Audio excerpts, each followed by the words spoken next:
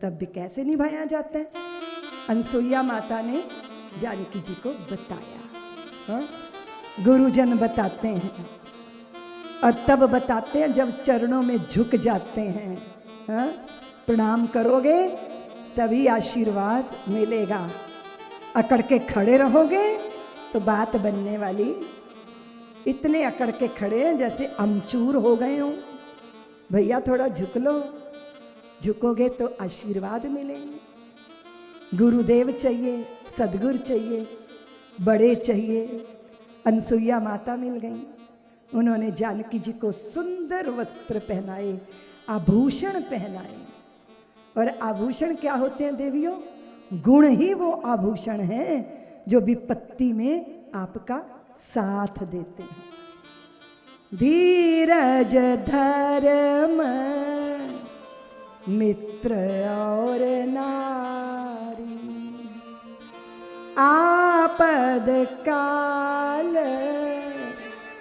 परखिए चारी। धीरज, धैर्य सबसे बड़ा साथी है। प्रतिकूलता में साथ रहे, दिवाला पिट जाए फिर भी मित्र साथ ना छोड़े, सर्वस्व लुट जाए फिर भी नारी अपना धर्म निभाए। एक ही धर्म एक व्रत नेमा, काय वचन मन पति पद प्रेम। एक जना मुझे बोली, दीदी माँ क्या आप पति पति करती रहती हैं, राम मारिया इतना दुष्ट है, नाक में दम किया हुआ है। तो मैंने कहा तू अपने प्रेम का अर्घ चढ़ाती रहे। अरे जब पत्थर पर सिंदूर चढ़ाने से वो प्राणवान होकर हनुमंत लाल हो जाते हैं, तो तेरे प्रेम के अर्घ से वो पत्थराई चित्तवृत्ति जरूर द्रवित हो जाएगी। अपना नियम निभाओ, लेकिन कैसे? एक ही धर्म एक व्रत। वो करवा चौथ का चल रहा था व्रत, सुबह 4 बजे उठ के कुछ खाने पीने की व्यवस्था कर रही थी, तो बर्तन इधर उधर पटक पटक के, तो पति बोला क्या तुमने सुबह सुबह मेरी नींद खराब कर दी? तो कह रही है तेरा ही तो स्यापा कर रही हूं। तो वो कहती है कि मैंने नहीं व्रत रखना, मैं नहीं रखूंगी व्रत। तो पति जो है ना वो करवा बोलते हैं ना, करवा चौथ का करवा, तो वो कहते मैं नहीं रखूंगी व्रत। तो पति जो है ना वो सीढ़ियों में लुढ़क के नीचे गिरा, पैर फिसल गया। फिर चिल्लाते सुनो जी देखो व्रत रख लो, आपका करवा लुढ़क गया है। प्रीत तो हो पर मन वचन कर्म से। हाँ, काय वचन मन पति मन, है ना, वचन। हाँ, लुकिंग लंदन टॉकिंग टोक्यो नहीं, ठीक है। झांक रहे हैं इधर, दिल लगा है किसी और के साथ, फंसे हैं किसी और के साथ। ये ड्रामा भी चलता है ना, चलता है ना। तो उसने देखा कि कितनी जोरदार है। क्या जोरदार है? हुआ ये कि पति आए तो लेट आए, प्यास लगी थी और कहा प्यास लगी है, तो बोली अभी लाती हूं पानी। और जब गई अंदर तो घड़े में पानी नहीं था, पानी भरने के लिए निकल गई तो इनकी आंख लग गई पति जी की। सो गए ये, बहुत रात हो गई। अब ये सोचती है कहीं उठेंगे और मांग लेंगे, मैं चूक, जब मैं सो गई तो गड़बड़ नहीं हो जाएगा। खड़ी, उसको पता ही नहीं चला रात कैसे बीती, वो खड़ी है पानी लेके। सोचो सोचो, कल्पना लगती है ना। तो वो जैसे ही सुबह उठा उसने कहा अरे क्या हुआ, तुम क्यों खड़ी हो? बोले वो आपने रात को पानी मांगा, जब तक मैं लाई आप सो गए थे। तो बोला ये तू सो जाती, ये क्या कर रही है? उसने कहा मुझे तो पता ही नहीं चला, मैं सोचा अभी उठोगे अभी उठोगे अभी उठोगे। उसने पहली बार जाना अपनी पत्नी के हृदय के गहराई को। अपने मित्र से कहा कि मैं तो जानता ही नहीं था कि मैं कैसी एक ऐसी स्त्री मेरे साथ है। इतना धैर्य, इतना धीरज, इतनी प्रतीक्षा, इतना तप। अब जब फूल खिलता है ना देवियों, तो उसकी खुशबू फैलती है ना। अगर तुम प्याज खा के, लहसुन खा के आ जाओगी कथा में, तो आसपास वालों को पता चलेगा ना। बोलना, स्वादिष्ट अच्छा खुशबू वाला पान मुख में दबाए है तो आसपास महकेगा ना। बोलो ना। इत्र की दुकान पे जाओगे, वहां मत चले जाना वो कानपुर वाले के पास।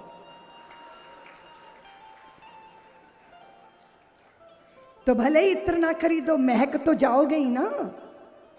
खुशबू फैल गई चारों तरफ, वो उसको लोग देखने आने लगे, उस स्त्री को। और उस क्षेत्र का जो राजा था वो भी आया और पुष्पमाला लेके आया। बोले, लोग देवताओं की बात करते हैं, आप तो साक्षात देवी हैं। अब राजा उसको देवी कह गया। पड़ोस की स्त्री को मची जलन। वो अपने पति को कहती है, सुनो जी, मैं भी दिखाऊंगी देवी बन के, मैं भी दिखाऊंगी। राजा नहीं, राजा का बाप आएगा मेरे पैर पूजने। आज शाम को सही सही घर मत लौटना, थके मांदे घर लौटना, और आते ही मुझसे पानी मांगना, और जब तक मैं पानी लेके आऊं जागे मत रहना, सो जाना, और रात भर आंख मत खोलना, और सुबह मुझे पानी का गिलास लिए खड़ी देख के कहना, अरे पगली तू रात भर खड़ी रही। और मेरे प्रेम की चर्चा यारों दोस्तों से भी कर देना, फिर मैं दिखाती हूं। बेचारे पति को पत्नी का आदेश हो तो ठीक ठाक घर आता, थका मांदा ही घर आया, आते ही पानी मांगा, और जब तक वो पानी लेके आई नींद तो आंखों से कोसों दूर थी। ड्रामा करने के लिए आंख मूंद के लेट गया, और आज नाटक करने के चक्कर में भूखा ही सोना पड़ा।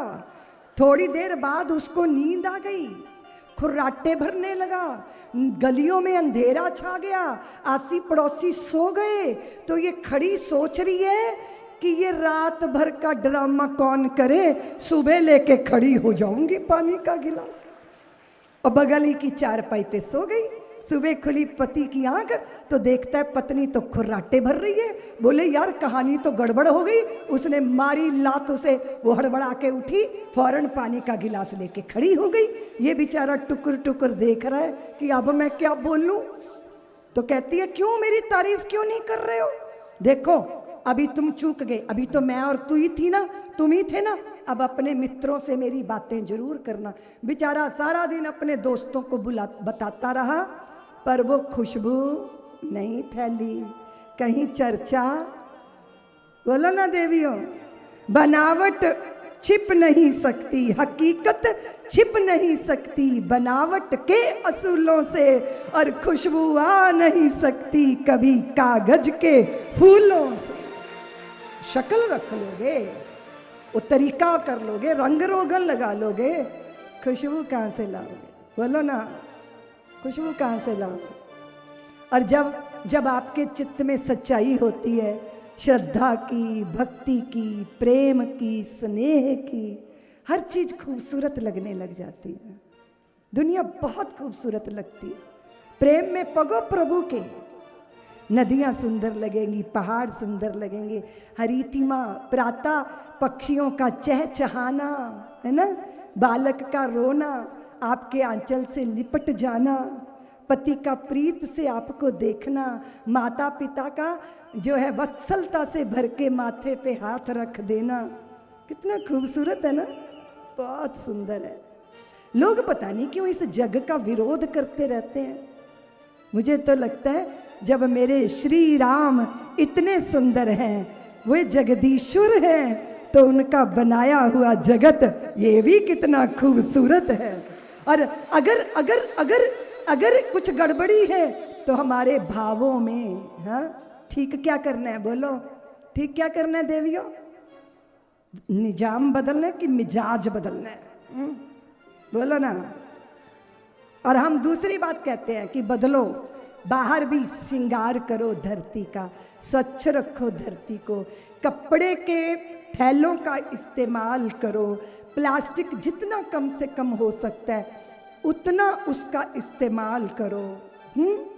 ठीक है ना? खूब सारे वृक्ष लगाओ, सही है ना? आसपास का साफ रखो, बाहर भी साफ रखो और भीतर भी, भीतर साफ रखो। ठाकुर जी ने श्रृंगार किया, जानकी जी ने उनका अर्पण, उनको समर्पण कर रखा है, और यहाँ स्वयं चल कर आए हैं राम जी दर्शन देने अत्रि जी को और अनसुईया जी को।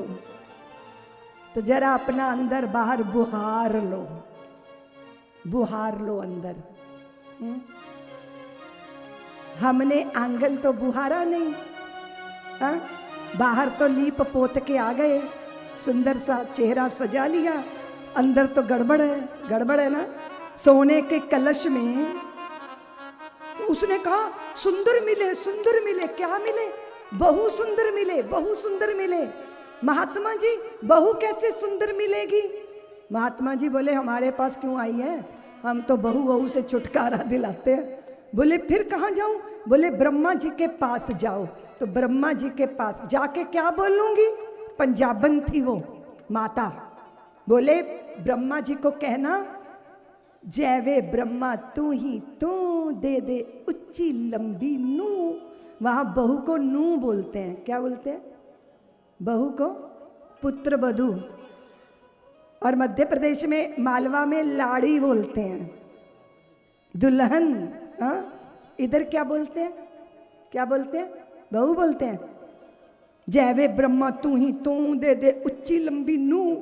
अब आ गई बहू चांद का टुकड़ा, लेकिन इतनी कुलच्छन थी कि साल भर में माता जी का नाक में दम हो गया। पहले तो पुत्र का ही चाय बनानी पड़ती थी, अब बहुरानी की भी बेडरूम में पहुंचानी पड़ गई, और इतनी नकचड़ी बहू आई। अगले साल फिर आ गए महात्मा जी।